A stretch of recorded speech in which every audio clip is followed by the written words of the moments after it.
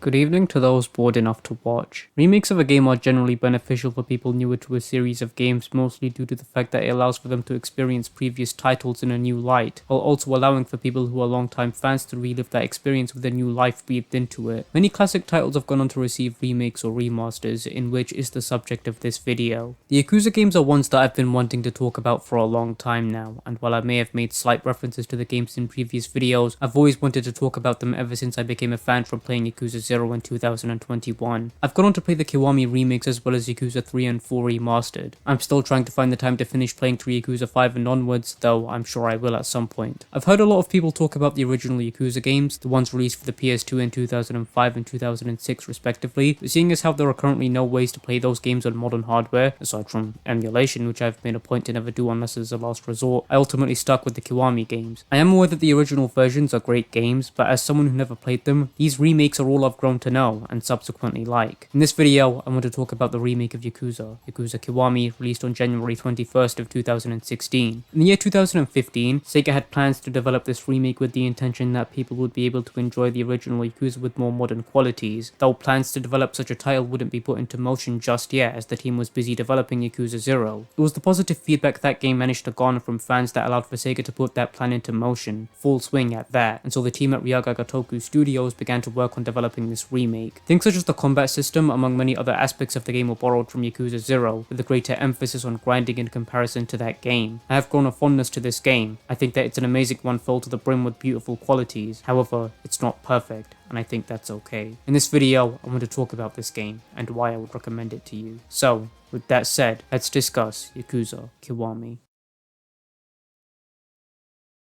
October 1st, 1995, the game begins with an opening scene of Kamurocho, a fictional district based off the real-life red light district of Kabukicho in Japan, filled to the brim with normal citizens, school students, businessmen, and people living their normal lives. Though, lingering in the shadows of the red lights lie the Yakuza, operating swiftly and silently. The alleyways and gaps between the large buildings are their hunting ground, and no one is safe from them. The people of Kamurocho know that the district is crawling with these people, but actively choose not to do anything, or else they might end up on the hit list next. 5:47 PM that same day, we cut to a man standing over a dead corpse, holding a gun and staring blankly at the window. As the police begin to rush towards the room, he notices a ring on the floor. Picking it up, he sees the name Yumi engraved on it. The police burst into the room, demanding that the man freeze in his place. He turns around and accepts his arrest. The previous day, September 30th in 1995, we see a car parked, and inside, one of the two passengers apologizes to the other for bringing him out on this operation. A man of this ranking shouldn't need to be brought out in a regular collection. The man apologizing is Shinji Tanaka of the Dojima family. Accompanying him is Kazuma Kiryu, the lieutenant advisor of the Dojima family. It's explained that Shinji has been having trouble with running collections from a local loan shark. So, with that, the two set off towards their office to put an end to their antics. I love this game's opening, establishing so many aspects of the game non-verbally. The streets of Kamurocho is no safe haven. The Yakuza are people who use violence to get their way and essentially rule the district from the shadows, hurting and attacking those who either fail to pay their due funds or people who refuse to fall in line. The normal citizens are essentially forced to turn a blind eye to it all and live a life of normalcy and pray that they don't become a Yakuza's prey. This opening seeks to establish the grim and bleak area that the game will be taking place in, and it does so amazingly. With that aside though, the two kick their way into the office of the loan shark. Inside is a group of men packing their things and clearing the office out, and a man acting oblivious as to the reasoning behind Kiryu and Shinji's presence. He begs for more time, but Kiryu sees through his bluff. This eventually leads to a physical confrontation as himself and his men rush to attack Kiryu. It's here that we get an introduction and tutorial to the combat, in which I will talk about in due course. After beating them, the two take their money and leave. Outside, Shinji mentions plans for Kiryu to get his own family at some point, as he's proven himself worthy of leading his own men, though Kiryu tells him not to get his hopes up, as nothing is set in stone yet. With that aside, Kiryu sets off to go to Serena, a bar he frequents alongside his best friend. On his way there, Kiryu accidentally bumps into a man who quickly escalates this occurrence into a physical confrontation. This is where we're introduced to more of the combat system of the game, which, again, I will talk about in due course. For now though, before we can finish wrapping things up with this gentleman, we hear a voice erupt from the distance. Approaching us is a man by the name of Goro Majima, captain of the Shimano family and patriarch of his own. Unlike Kiryu, he seemingly has a few screws loose, and begins senselessly beating the man who picked a fight with Kiryu because apparently he didn't beat him hard enough. Just as Majima is about to seemingly kill him, Kiryu stops him at the last moment. Majima mentions that Kiryu will need to lay down the law with his own men when that time comes, though just as he's about to leave, Kiryu makes a remark, saying that when that time comes, he'll do things his own way, the right way. This angers Majima, who challenges Kiryu to a fight which is quickly refused. Kiryu won't fight unless there's a reason. This leads to Majima whacking him over and over, trying to instigate a reaction out of Kiryu. Though when he realizes that such a venture is pointless and is outright told that nothing he can say will change Kiryu's mind, Majima says that he'll have his eye on him at all times, and asks in regards to fighting Kiryu and if he'll fight him if there was ever a point. Kiryu says he won't know until the time comes, which seemingly satisfies Majima, who takes his leave. I really like this cutscene. The game does a great job at conveying Majima's character in just one scene, showing that while in most occasions he's a crazed lunatic, there is some hint of someone more serious underneath that persona, but he chooses to showcase more of the crazed side of his personality. There are even points where Kiryu is taken aback by Majima's antics despite the two having an established history of knowing each other before this game begins. This cutscene also foreshadows a feature that will be present in much later parts of the game, in which I will talk about more in due course. With that, Kiryu goes into Serena, where he meets Reina and his best friend, Akira Nishikiyama, of whom is also in the Dojima family. He inquires into the upcoming initiation of the Kiryu family, in which sees Kiryu responding by saying that it isn't up to him, though, as Nishiki says, it's unlikely that Dojima is going to object, especially with Kazuma, the man keeping the Dojima family afloat, vouching for such an initiation. It's very certain that Kiryu will be getting his own family at some point. Nishiki also mentions that Dojima is quite the washed-up individual, a man way past his prime and only talks about his days of glory. Kiryu tries to change the subject when he notices that Nishiki seems rather upset that Kiryu managed to, in his words, beat him to the punch again. Kiryu asks about his sister, who's currently going to have her operation in the month following this one, and will likely be her last. Her health can only diminish so far until there comes a point where she can last no longer, so if this surgery doesn't work, then there'll be no other choice but to put her out of her misery. The room goes quiet, with neither Kiryu or Reina knowing how to respond to such dark news. Just in time though, Yumi arrives. The four enjoy their company together, drinking and laughing the night away. We cut to a few months ago. Yumi is seemingly in the middle of a conversation with a customer, whom jokingly asks if he just got rejected. Kiryu and Nishiki walk into the bar and take their seats, calling Reina over, of whom begins to prepare their drinks. The two discuss a small venture that Kiryu was seemingly planning on, though he mentions that he isn't fond of the idea of stealing money from civilians. Nishiki begins to lecture him about the idea of Kiryu being able to prove his worth, and that he's capable of being able to handle his own family, though in the end, Kiryu mentions that he feels as though his current job as the lieutenant advisor is satisfactory enough for him. When Reina serves their drinks, she mentions that Yumi's birthday is upcoming, so they all discuss the gifts they got for her, though Kiryu seems to have lost track of time during his own ventures to the point where the day crept up behind him. Nishiki got her a present, though Kiryu is rather clueless on what he should get. Reina gives him the idea to get a ring, and so after being recommended a popular brand, he sets off to go get it. When he gets it, he requests for the name Yumi to be engraved on the ring, though when going back to Serena, he gets pickpocketed from him, in which sees Kiryu chase the thief down before borrowing 180,000 yen from Shinji in hopes of buying it back from a shop that the ring was sold to, only for it to be given back to him for free. Unfortunately for Shinji, he won't be getting that 180,000 yen back anytime soon. Back at Serena, the party for Yumi's birthday has just begun, in which sees her presents be passed on to her. From Nishiki, she's gifted a necklace, and from Kiryu, the ring from earlier, with her name engraved on it. She promises to cherish this ring, in which sees Reina recall the moments prior to Kiryu and Nishiki arriving at the bar. Yumi's customer had also offered to buy her a ring, in which she mentions that she would only accept the ring from someone she loved, though before Reina could listen in on any more, she's called by Nishiki. Thus, she brings up her own birthday, asking Kiryu for a necklace and Nishiki for a ring, perhaps trying to hint at who she had a fondness for. September 30th, Kiryu seems to have fallen asleep after the late night drinking, in which sees Yumi leaving for something as he sleeps. The next day, Kiryu awakes, in which sees Reina tell him that Nishiki left seemingly in a hurried excitement, though Kiryu needs to go and see Kazuma at his office. Outside, he's stopped by an informant by the name of Tamura, of whom introduces Kiryu to a man named Aoki.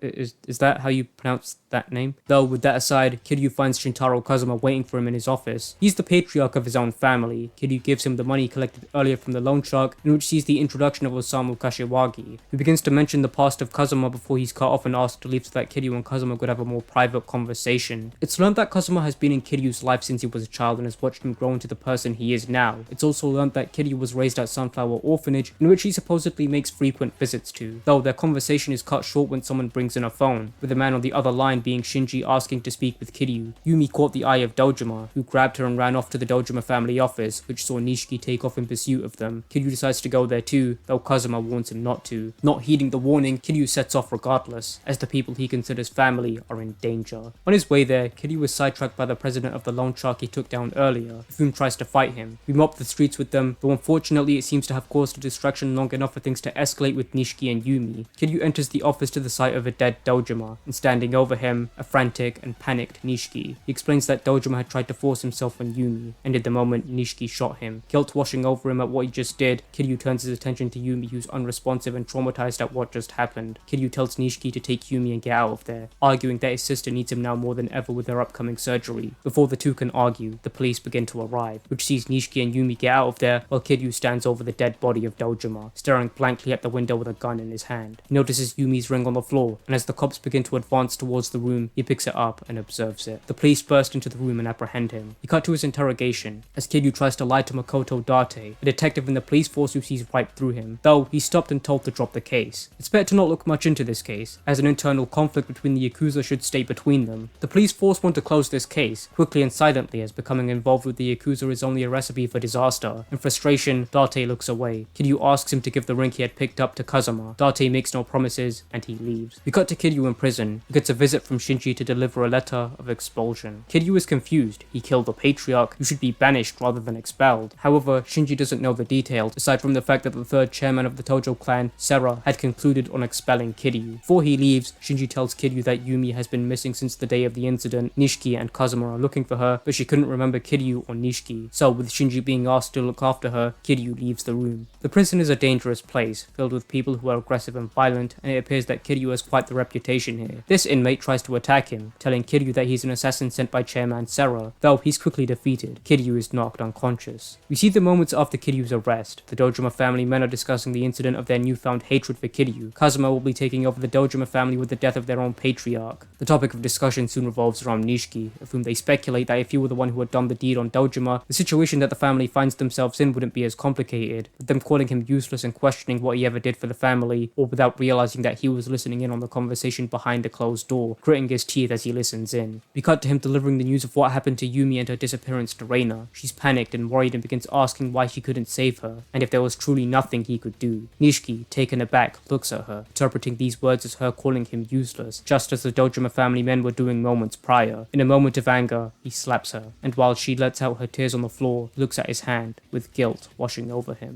The year is 2005. 10 years have passed and Kamurocho both has and hasn't changed in many ways. Kiryu has been approved for parole, and with knowledge of this, there appears to be someone waiting for him on the outside. Kazuma and Futoshi Shimano, the patriarch of his own family, are making their way to a meeting at the Tojo clan headquarters. Masaru Sera, the third chairman of the Tojo clan, mentions that Nishiki, now the patriarch of his own family, had called a meeting between them at his own discretion to discuss an important matter. He had heard from Terada, from the Omi Alliance, that the Tojo clan's 10 billion yen had been stolen. Sera had planned to disclose the matter once he had gained all of the details, in which he decides to adjourn the meeting. Kazuma stares at Nishiki. His eyes are filled with suspicion as he knows that Nishiki is up to no good. Kiryu reads a letter sent to him from Kazuma as he mentions that there is a lot to discuss in regards to Nishiki and Yumi, though he is unable to be present when Kiryu is out of prison, giving him the instruction to go to a club called Stardust to meet with Kazuki, the owner of the club. On his way to find Tamura the informant, he's stopped by Majima, who's been awaiting Kiryu's release ever since he was sentenced to prison. See, Kamurocho has changed, and in the process, it became a much more dangerous place to be. Majima calls Kiryu a fool who has gone soft, and so the two fight to test the validity of this claim. Whether you beat Majima or not, or should I say for those in a completely new game, whether you have the patience to do so or not, Kiryu realizes that he isn't moving like he used to. Majima says he'll be watching, and as Kiryu wants to regain his former strength, he has no objections. He'll become what he used to be, stronger even, regardless of whether he has to use Majima as a stepping stone or not. With that, the two depart and Kiryu makes his way to find the informant. When he gets there though, Aoki is in the place of Tamura, who explains to Kiryu that Tamura had died 5 years after he was sentenced. He was adamant that a man of Kiryu's nature would never kill, and diving so far into his case seems to be what eventually resulted in his death. Though, with the tragic news aside, Aoki gives Kiryu an update on what's been going on and what's changed in the 10 years that he's been gone, and also points towards the direction of Stardust, the club that he needs to meet the owner of. Though one thing of note is that a man seems to have been killed within the vicinity, though the details of the situation are scarce. We'll find out more about this later, so for now, when nearing Stardust, we're confronted by a man who tries to pick a fight with Kiryu, saying that he works for the club and mistakes Kiryu for a Yakuza who's looking for protection money. So with that, we begin a fight. So after beating him, the man known as Yuya scenes with the fact that the owner, Kazuki, has come to see the commotion. He introduces himself and leads Kiryu into the club. Here, he explains that Kazuma is the man who taught him everything he knows about running a successful business, though that isn't what they're here to discuss. Kazuma is unable to attend Kiryu's departure from prison as he's been busy with the murder of the third chairman of the Tojo clan, Masaru Sera, and now a power struggle is ensuing from within to get the title of the fourth chairman, in which saw a betrayal from within the Kazuma family. Though before Kazuki can mention realizing who it was from, an interruption ensues from beneath them. Yuya has once again picked a fight, though he was right about it being a member of the Yakuza this time. Kazuki tries to pay them off, though Kiryu and Yuya stop him, which results in a brawl from within the club. When we defeat them, they remember who Kiryu is and tries to shoot him, though before they can pull the trigger, they're interrupted by Shinji. He appears to have risen through the ranks, and he explains to us that Nishiki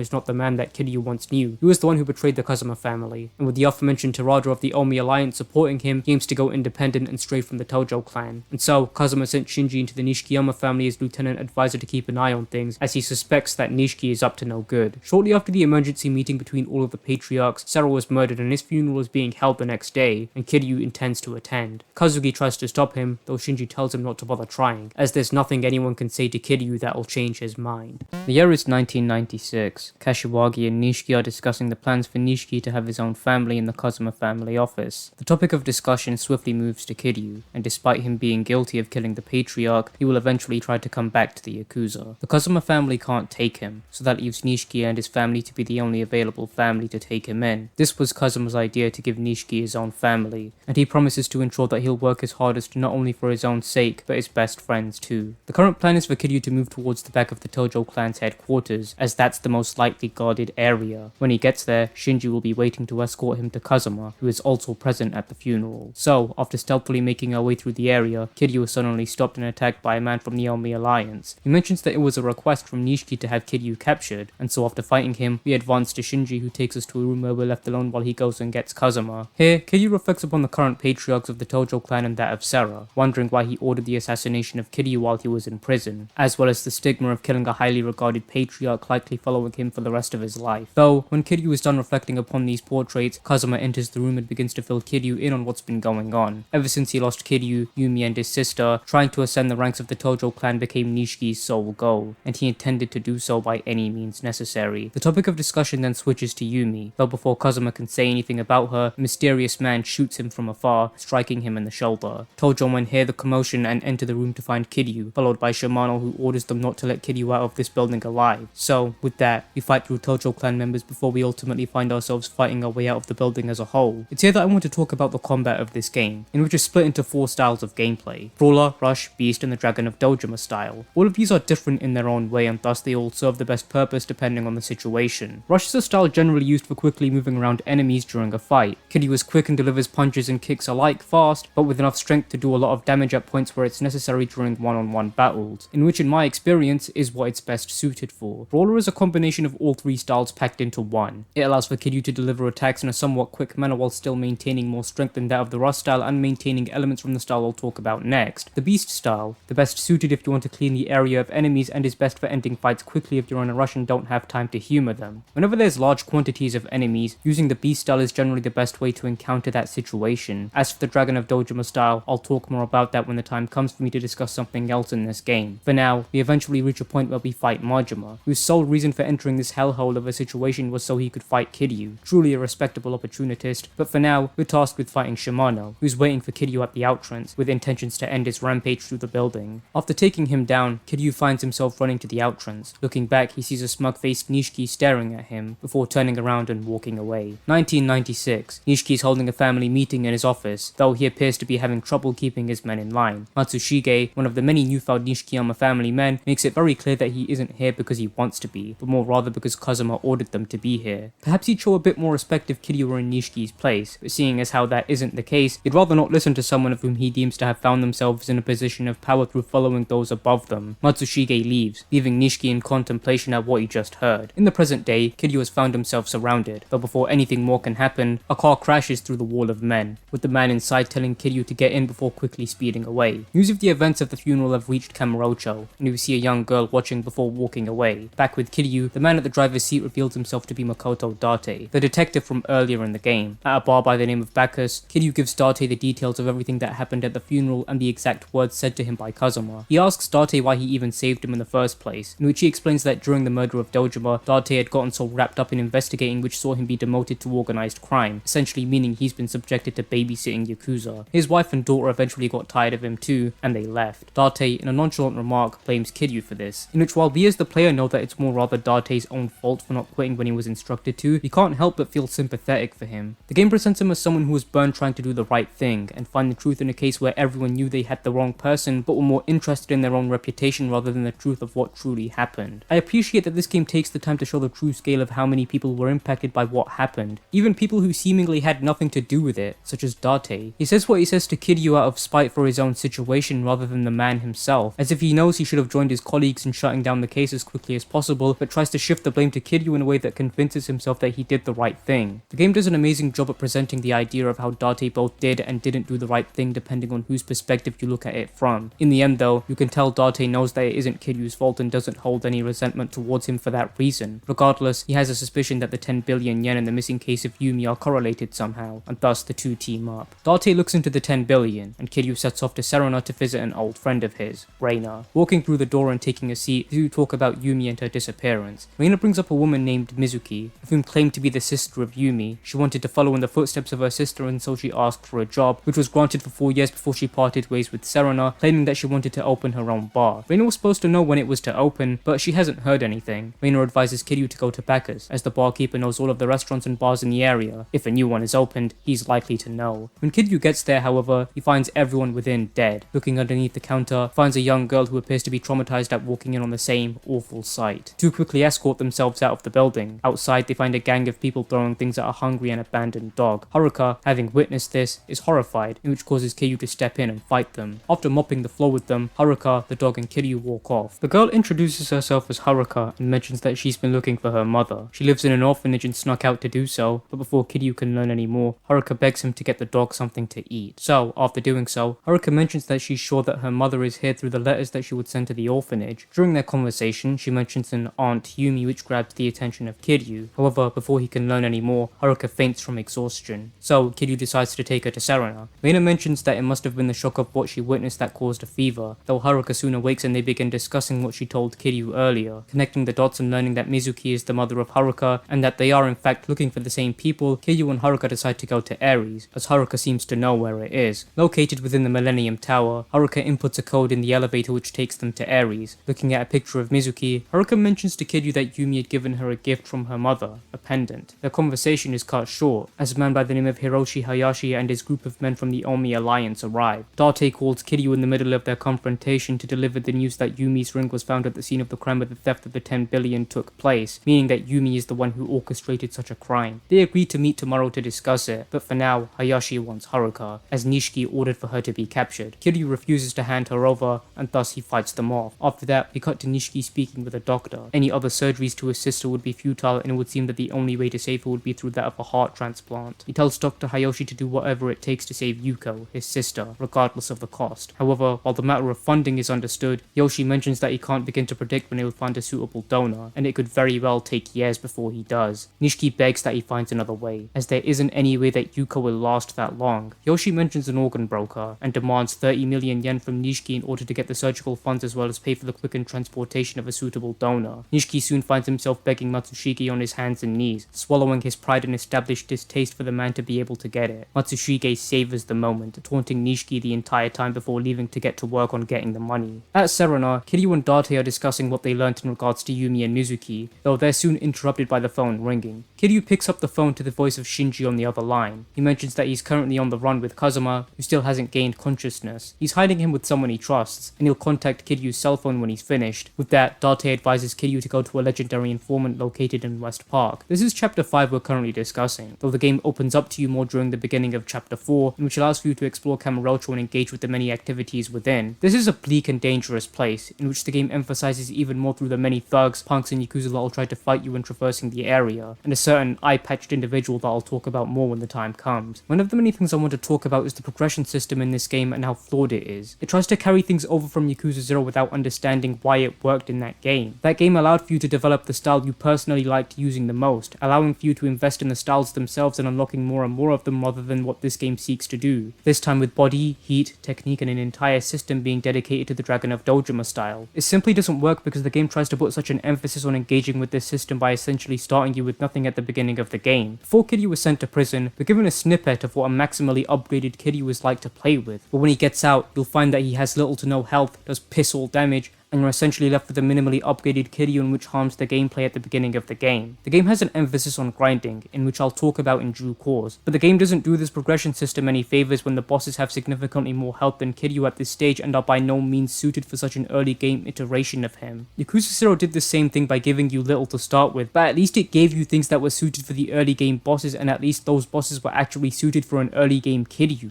Kiwami takes things from Yakuza 0 without understanding why it worked in that game. That ultimately harms it more than anything. In my video about Marvel's Spider-Man, I praised the progression system for not being mandatory and giving the player enough to have an enjoyable experience without needing to engage with it at all, making the upgrades optional rather than mandatory. Kiwami parallels this in a lot of ways. While it doesn't force you to do side content like Spider-Man does, and it does give you a sizable chunk of XP at the end of every chapter, it avoids forcing you to do side content by passively aggressively pointing at the side content and violently breathing in its direction as if to make it very clear that you need to do it in order to close any big gaps in where you should be in terms of the progression system and at that point in the story. You could choose not to do any of it, but the game becomes increasingly more difficult to play through, meaning that the game punishes you for not interacting with the system at all. It tells you that you can choose not to interact with it, but you should and would need to if you want to make the game more easier for yourself and avoid unnecessary difficulty in the game. With that though, when Kiryu gets to a public bathroom leading into West Park, a group of homeless men ambush him. But before anything can escalate, one of them gets a call from the supposed owner of the area, instructing them to let Kiryu through. A man is waiting for Kiryu past the door leading into this area and guides him to where their boss is. This is Purgatory, a place that's crawling with homeless men and is very much run by them. Here, they have makeshift houses, barrels for warmth, and is a safe little community for homeless people that don't take kindly to outsiders. West Park is very much run by the homeless and they don't intend to let anyone change that anytime soon. Though, with that, going in further, Kiryu finds that this place is more bizarre than what one might perceive, finding an underground red light district beneath the homeless people above. Though running past them, he finds the legendary informant, known as the Florist of Sai. He has homeless planted across the entirety of Kamurocho, collecting details and information on every part of the town and connecting the billions of details into accurate information that he then sells to customers. He already knows what Kiryu is here for, information on Mizuki, Yumiya, as well as the 10 billion yen. Though, he ought to know that the information doesn't come for a low price, and seeing as how Kiryu can't pay him with money at this time, the florist asks him to do something that only the Dragon of Dojima can do. This is an underground coliseum, a place filled with rich people with too much money to burn, and contestants who have been shunned from the outside world come here to kill or be killed. The florist tells Kiryu that if he can beat 3 men in a row, he'll have enough money to buy the information that the informant has on what Kiryu is looking for. After doing what he's told, the florist brings him up to speed on what Nishiki has been up to and suspects that he was the one who killed Sarah. As a fourth chairman of the Tojo clan is yet to be chosen, it's likely that whoever recovers the 10 billion yen will claim that spot for themselves. Nishiki is undoubtedly trying to earn that position. When Haruka's name is brought up, the florist mentions that a woman covering her face recently came to him and asked him to find a girl by the name of Haruka, though she was turned away as the florist makes it a point to not work with people he doesn't know. Their discussion is interrupted by a call to the florist, who tells Kiryu that he has a visitor here to see him, and thus they view the cameras to see who it is. Date is here, bleeding and injured by an encounter with people who took Haruka and shot him while he was trying to fight them off. Though they can't worry about that now, as Date is in Purgatory and the people here intend to make it very clear that he isn't welcome. Kiryu rushes to Date and fights off his attackers. The florist soon arrives. He seems to know who Date is and vice versa, though that's quickly put to the side as the truck that took Haruka has stopped at the batting cages. The florist is an ex-cop who was leaking police intelligence and was subsequently kicked, flying off the radar and disappearing off the face of the earth. Date never imagined that he'd be found here. With that though, he tells Kiryu that the people who took Haruka were from the Majima family, and so Kiryu goes to the batting cages to confront them. When he gets there, he's confronted by the Majima family, though Majima seems more intent on putting on more of a show than giving Haruka back. He also kidnapped her solely for the reason of wanting to have a fight with Kiryu. Just a thought, but if Majima wasn't Yakuza, maybe he could be a stage writer. With that aside, after we beat Majima, he finds himself getting stabbed by one of his own family men in defense of Kiryu. He says that he's the only one that's allowed to kill Kiryu and thus disallows anyone from taking that liberty from him. One of the many aspects of this game I appreciate is its writing and how it handles its many characters. As mentioned, Majima is a character who puts out an unhinged disposition, only rarely showing hints of someone more serious within. He cares about Kiryu, both in his own twisted way and as a friend. With that though, Majima's men take him to a hospital while Haruka runs towards Kiryu. At Serena, she explains that she was tied up in a dark room before a man whose face she couldn't see freed her and asked her about the pendant she had. We see a flashback where Haruka begs Yumi to see her mother, in which she gives her the pendant and asks Haruka to hold on just for a little longer. Back in the present, Haruka recalls the man asking her to take care of the pendant because it's worth 10 billion yen. Kiryu and Date exchange a look, in which upon further inspection, they find that the pendant is locked, and that this strange man knew Kiryu by name. This still doesn't allow them to find out who the the man was, but for now, that's the least of their worries. Back with Nishiki, he confronts Matsushige for taking in collections on Kashiwagi's turf. He's only met with disrespect, as Matsushige says that Nishiki can't do anything on his own, and begins walking off. With Kashiwagi, he attacks Nishiki, profusely apologizes on behalf of Matsushige, whimpering over and over. Kashiwagi eventually calms down. He tells Nishiki that he'll look past his mistake this time, and before he leaves, he makes a remark about Kiryu and how this would have never happened if he was here. Nishiki begins to break down in tears, with his head still face to the ground. This is where Nishiki begins to realize just how screwed he is without Kiryu, and that the sacrifice Kiryu made ultimately done him more harm than good. Even though that he's the villain of the game, you can't help but feel bad for Nishiki considering everything he went through during Kiryu's time in prison. And I seriously love the fact that this game can make you understand and sympathize with Nishiki while still presenting him as a threat. He's a villain, through and through.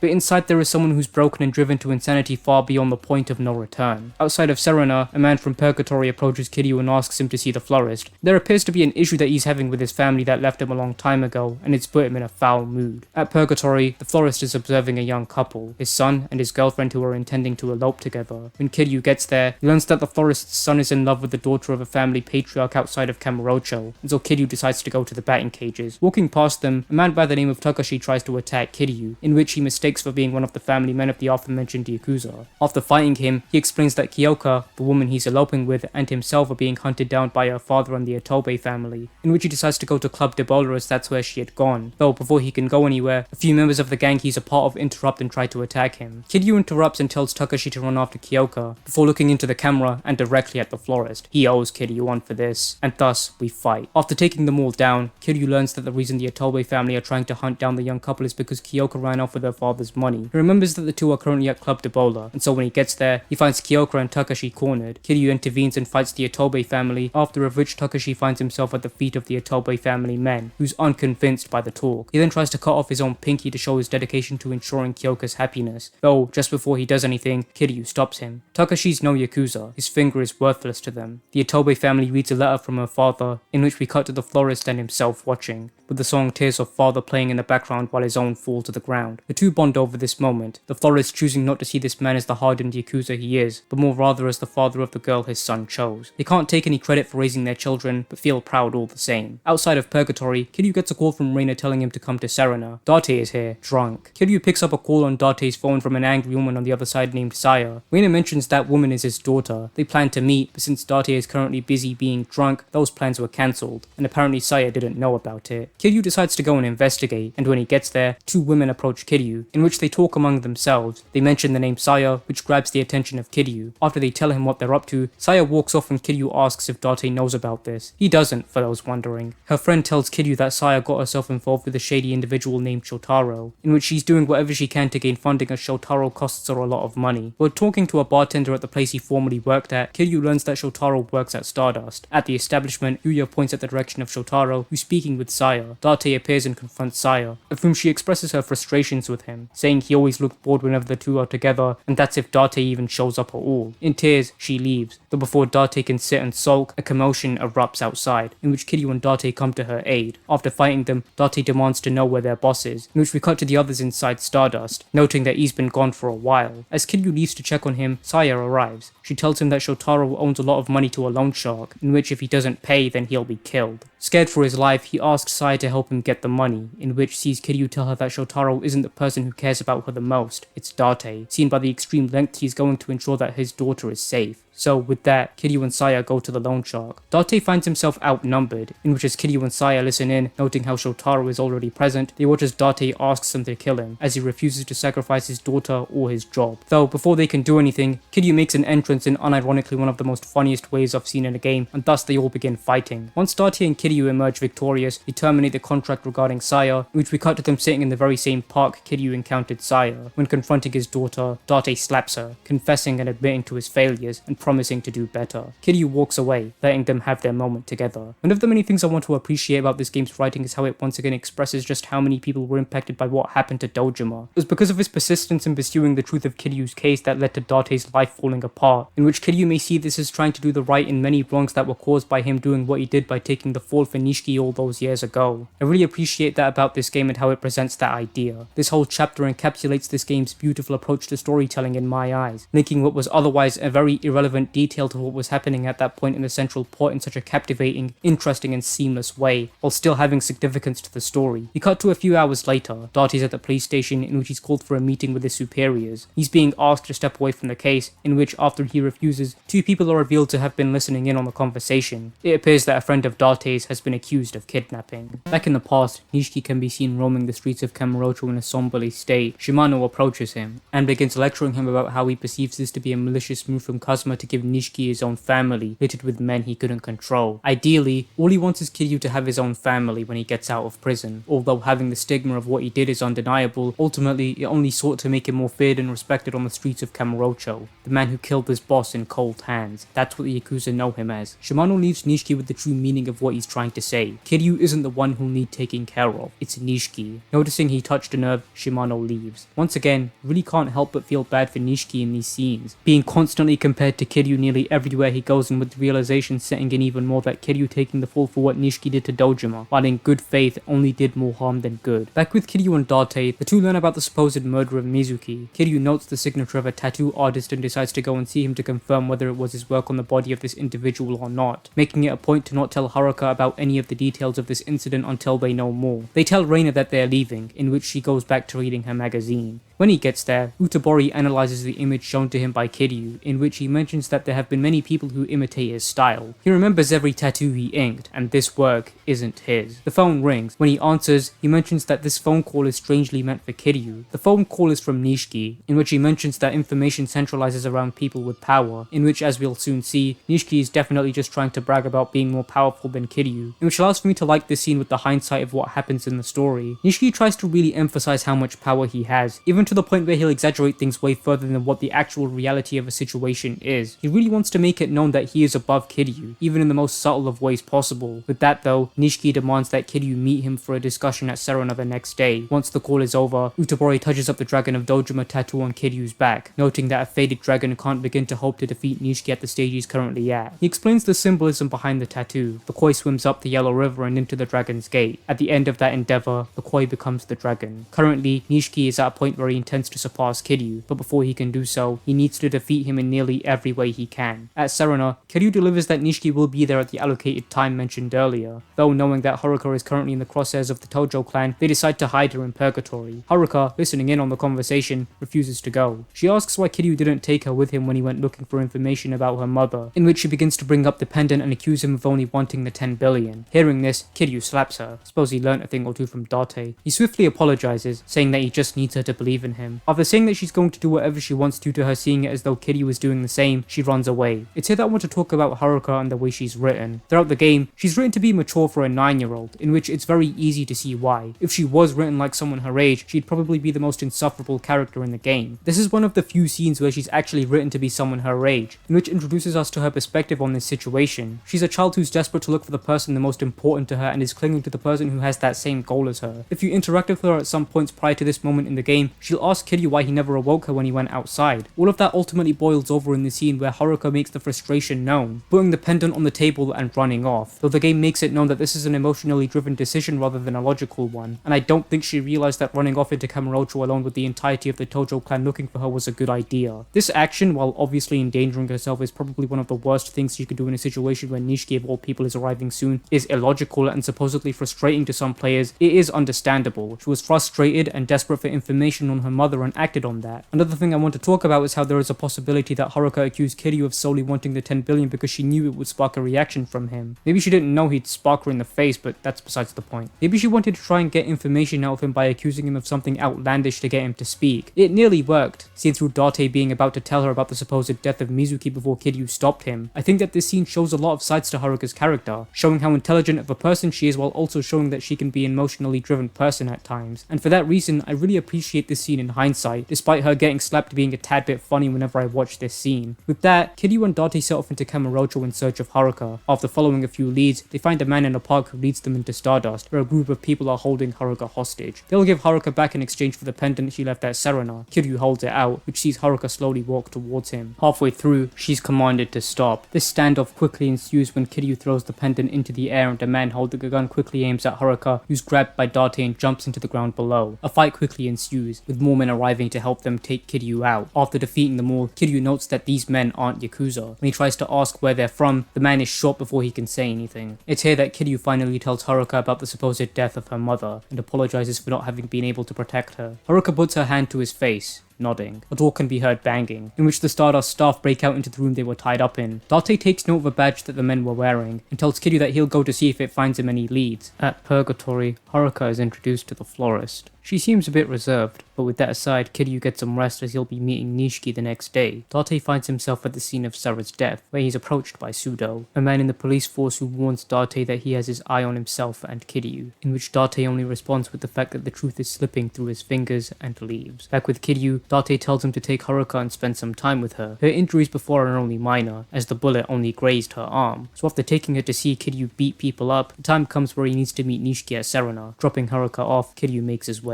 Getting there, he finds Reina, worried about how this confrontation between these two are going to go. After waiting, Nishiki finally arrives, with the two sitting one seat apart from one another and on opposite seats, whereas 10 years prior, they would have been right next to each other. I think that this was done to show how distant the two have grown from one another. Kiryu was once a higher ranking individual from Nishiki when it comes to the ranks in the Tojo clan, though this time, Nishiki is in a higher position. But in getting to that position, he grew distant from his best friends. Maybe I'm just reading too much into things, but with that aside, Nishiki demands the pendant and Haruka, in which Kiryu asks why he killed Mizuki. Nishiki recalls the moments he discovered her body, with two of his men having done so as a result of an inability to get her to talk. He kills the two men in frustration, screaming that they just killed Yumi's sister, before ultimately walking out in frustration, with more of his men promising to get this grim scene cleaned up. Back in the present, Nishiki confesses to shooting Kazuma during Sarah's funeral. Kiryu, enraged, punches him in the face. Here, Nishiki confesses to more, such as putting a plant on Shinji, which is how he knows he's with Kazuma. After what happened 10 years prior, he couldn't trust anyone. Kiryu destroys the radio, in which makes it very clear that he won't be handing Haruka over. Nishiki says that he no longer recognizes Kiryu as his brother before leaving. Outside, Nishiki commands his men to proceed with a plan of some sort. Back in Serena, men from the Nishikiyama family storm the area, all prepared to take out Kiryu. After fighting through them, we see more of his men waiting outside the back entrance of Serena, in which the back door bursts open with a man flying through. Kiryu walks out, with a man named Shindo arriving to lead the men into battle. Kiryu jumps down, prepared to fight them. After defeating them, Kiryu walks off. Back with Nishiki in the past, we find him sitting in silence before Matsushige arrives with that day's collection of money. Nishiki thanks him, before Matsushige goes on a tangent about how big the pool was, attributing it to a doctor who was addicted to gambling and finally having the money to pay off his debts. When Nishiki asks how much he paid, Matsushige tells him that he paid 30 million yen. Nishiki is intrigued, snatching the business card from Matsushige before realizing that the doctor he's referring to is that of Hiyoshi, the man who claimed he could save Yuka with that sum of money. Enraged, Nishiki swiftly makes his way to his office. When he gets there, he finds the office deserted. Outside of the hospital, the realization sets in even more that he was misled to believe that his sister could be saved. He breaks down, realizing that his sister doesn't have any time left, and with nothing that can be done to save her, he breaks down in tears. Back with Kiryu, he anticipates that the police will show up at the scene of the showdown between himself and the Nishikiyama family, deciding to distance himself from Serena for now. At Purgatory, Kiryu finds the place in ruin, as well as Haruka missing. He asks Date about it, in which he recalls the moments where Haruka was present, wandering the park. Date asks her what she's doing, in which she expresses her feelings towards this situation, noting how she feels as though she causes Kiryu nothing but problems and that she should go away. She wants to spend more time with everyone, but with her mother already gone, she sees herself as nothing but a burden to Kiryu, who's still trying to search for Yumi. Before anything can happen, an explosion sets off inside of the bathroom, with an outbreak of gangs rampaging the area, attacking the homeless. In attempts to get away, Date is knocked unconscious, and Haruka is taken. Kiryu goes on a rampage on all of the gangs present at the attack to find which one took Haruka, though when he finishes beating the gang that was last seen with her, he learns that a man by the name of Lau Ka-long of the Snake Flower Triad has her. Kiryu has history with this man, as he was responsible for torturing Kiryu, as he recalled such a thing happening to him. Tortured for hours, he was moments from losing an eye to their torturous methods. However, Kazuma had arrived just in time to save him, though with a severely injured leg. Back in the present, Kiryu meets Date at Purgatory, in which they set off towards Lau Ka-long. We cut to Shimano having a meeting with him, discussing terms of some sort of payment, introducing Terada of the Omi Alliance. On their way to Lau Ka-long, Kiryu talks to Date about something he recalled from what happened 10 years prior. He expresses regret for having done what he did, describing it as fighting back against fate when he shouldn't have, because he couldn't bear to watch what would happen to Nishiki and his sister if he was sent to prison. While he thought he won, he only realized that it only worsened things in the long run. He notices that Haruka is trying to do the same thing, demonstrated by trying to leave because in her eyes, she's a danger to Kiryu. Kiryu sees himself both 10 years prior in Haruka in terms of trying to fight back against her fate, and if Haruka is willing to do so even at her young age, and Kiryu finds no objection in putting his life on the line for her. I think that this is a really powerful scene, especially considering that Kiryu talks to Date about this of all people, the same man he actively made efforts to lie to despite the truth being far from what he said happened at the time. Now Kiryu opens up to him, which in my opinion really shows the extent of their friendship, to being on opposite sides with one trying to verbally beat the truth out of a man who wouldn't budge, to that same man willingly giving it to him all these years later. Furthermore, I think that this scene is powerful because it holds true to Kiryu's character in future games, though I'll save that for another time. With that, when they get to Lau Ka Long's headquarters, Kiryu asks Date to stay behind and look into the open case regarding Haruka's kidnapping. Date tells Kiryu not to die, in which he goes in. When inside, a man having recognized Kiryu begins to open fire. Kiryu seems to have taken Date's advice on not dying seriously, because he politely asks this man here to do it for him. Though, with that aside, we begin to fight our way towards Lau Ka Long. After fighting through the members of the Snake Flower Triad, he reaches Haruka, tied up with Lau Ka Long awaiting for Kiryu's arrival. He says that while he sold the pendant to Nishiki, he intends to keep Haruka to himself, as no one seems to understand the true value that she holds, though Kiryu doesn't intend to let him get away with this. Plus, the two still have unfinished business from 12 years prior. With that, the two begin to fight. I really like this fight. The music and the overall nature of this fight really help exemplify the point that while Haruka is the reason that they're fighting, there is much more personal emotions being factored in with it. Kiryu still intends to give payback for what happened prior, and the music really highlights that idea in my opinion. With that though, after defeating him, Kiryu frees Haruka for being tied up, though before anything else can happen, he's arrested for kidnapping by Pseudo. Date tries to convince him to release Kiryu, though to no avail. Back with Kiryu, he assures Haruka that she's no catalyst for trouble. Date arrives and frees Kiryu from his cell, noting that he was likely going to be fired regardless of whether he did this or not. We cut to them during their ride back to Kamurocho, in which Date shares a few discoveries. The men who took Haruka to Stardust earlier are known as the Ministry Intelligence Agency, better known as the MIA.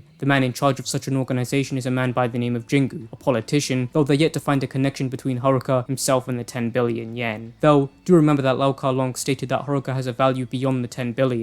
Date also shares that the woman assumed to be Mizuki wasn't her. This means that she's out there somewhere, and Kiryu declares his commitment to protecting Haruka throughout the remainder of the search for her mother. During their journey back to Kamurocho, the Snake Flower Triad finally revealed themselves after having followed them since they left, in which Kiryu engages in a gunfight with them on the road. I really don't like this section of the game. It sees you needing to point a cursor at enemies who are trying to shoot you, but won't be successful if you manage to land a few shots on them before they can fire. I really don't like this section of the game mostly because I feel as though the controls are too stiff, and the cursor moves way too slowly, which can get more frustrating to navigate this section of the game with such controls when there are multiple enemies on screen with them about to fire at you. While the Hitai, a mechanic that slows down the action for a short amount of time, is somewhat helpful in combating this issue, it ultimately isn't enough to save how stiff these controls feel to use. I only managed to get through this section way more easily than I anticipated because I've played and failed at it dozens of times on the many occasions where I've replayed this game prior to this video. With that aside though, after beating through this section of the game, we cut to Nishiki in the past, bearing the news of the passing of his sister. He holds a knife in his hands, though before he can do anything, Matsushige arrives. Nishiki's unresponsiveness to what he's saying causes Matsushige to berate him, calling him inept and having less potential than Kiryu. Finally snapping at everyone having said this to him, he stands up and stabs Matsushige, confessing to the man who's about to end up dead on the floor that the one who really killed Dojima on that fateful day was Nishiki, before pulling the knife out of Matsushige's stomach and leaving his lifeless body to fall and rot before him, coming to the conclusion that his sole ambition is to rise to the top, and to do so, he'll kill as many people as it takes, because in his eyes, there's no longer a difference between killing one man and killing two. Staring at Matsushige's body with no remorse or guilt, directly contrasting to his panicked state after killing Dojima. Back with Kiryu, Date hands him his cell phone, mentioning that he has a message from Shinji. Listening to it, he learns that Nishiki is getting information that he shouldn't have, that someone from Kiryu's side is talking. Already suspicious of who this individual is, Kiryu asks Date to take him to the florist. When they get there, Kiryu asks to see footage from Serena, specifically the moment Kiryu and Date left to investigate the dead body. After they left, the footage shows Reina picking up the phone and feeding the information she knew to Nishikiyama. The florist then provides more evidence that only makes this more damning. Previously, a hooded woman came to him to ask for Haruka's location. While at the time he was unaware of the identity of this woman, he only now realizes that all along, it was Reina. From the beginning, she had been been secretly giving information to Nishiki, so Kiryu and Date decide to go to Serena next. When they get there, they find the place in ruin. Furniture is destroyed and scattered across the room, and blood can be seen splattered all over the floor. Amidst the chaos-ridden room, they find a letter, Reina's confession. Not only to her wrongdoing of supplying Nishiki with information that he shouldn't have, but for her own love for him. She notes in the letter that she did what she did because she wanted to make him happy, anything for him to love her back. Claiming that she wants to take responsibility, she signs the letter off. Getting a call from Shinji, he says that she had called Nishiki to Serena and tried to shoot him, which ultimately ended up in failure. The two are on the run, though in his injured state, Shinji doesn't seem to know where he is. With that, Kiryu begins swiftly trying to find them. On the streets of Kamurocho, Kiryu finds blood spilled all over the floor, leading him to a building which appears to be Shinji's location. He ventures inside and fights through the Nishikiyama family to get to him. When he gets there, he finds Shinji cornered and wounded, with a man about to shoot and kill him. Kiryu stops him, in which he slowly walks towards him, unfazed by the numerous shots that were fired to scare him. Kiryu is furious at this man's nerve to shoot a wounded Shinji, too injured to fight back, but can't reciprocate that with Kiryu, who's slowly walking more towards him, with no good intentions in mind. He hesitates more and more, before a voice commands him to do so. This is Kazuto Arase, the sergeant of the Nishikiyama family. The men accompanying him drag a brutally murdered Reina into view. Furious at the prospect of two dear friends being endangered, one severely injured and on the brink of death, and another murdered, the dragon roars. This boss fight against Arase is, in my opinion, one of the best in the game. Kiryu, for once in the game, is genuinely angered at the people he's fighting, because at the many times where he rushed to someone's aid, he was able to get there before something drastic happened to them. This is the first time in the game where he was too late. In his search for Reina and Shinji, they were shot and one of them was killed. I think that this refers to what Kiryu had said earlier to Date, about a man desperate to protect what he values most being able to overcome anything, because this is one of the few times in this game where, despite his desperation to protect them, he couldn't protect Reina or Shinji, resulting in them being in the direct crosshairs of the Nishikiyama family. Furthermore, I really love the music in this fight. It really does add to the adrenaline pumping nature of it, among the idea that I personally feel as though it fits Arase's moveset nearly perfectly. With that though, the adrenaline is worn off and Kiryu is left with not only a dead friend, but one who is on its doorstep. Kiryu is at a loss for words, as Shinji tells him that Kazuma is with a woman named Akemi before giving him the ring that belonged to Yumi. Ultimately, Shinji loses any sign of life left in him, leaving them with the only person he can. The florist tells Kiryu that he'll ensure that they get a proper burial. Kiryu tells Date and the florist about a woman named Akemi, in which the florist gives them a lead. Prominent as early as the first chapter, Shinji was a good guy despite being quite the player, being quite a fan of